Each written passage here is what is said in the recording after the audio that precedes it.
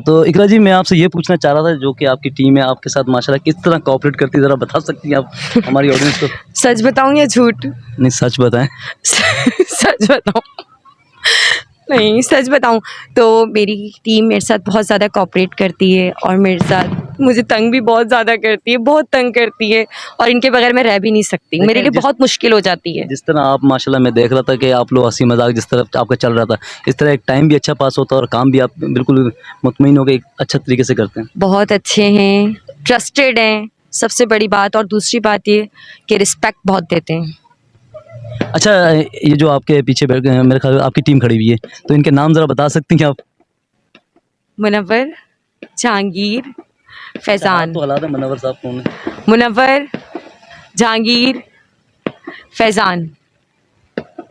तो माशाल्लाह बहुत अच्छा लगा हमें ये जो इतना भी सिस्टम देखकर और आपकी टीम को देखकर एक अच्छा सेटअप हमें एक नज़र आया है। तो हमें उम्मीद है कि इंशाल्लाह जिस किसी को भी आपकी ज़रूरत होगी तो आपके जो एड्रेस है उस पर आपसे रब्ता ज़रूर करेंगे। इंशाल्लाह, इंशाल्लाह। Thank you.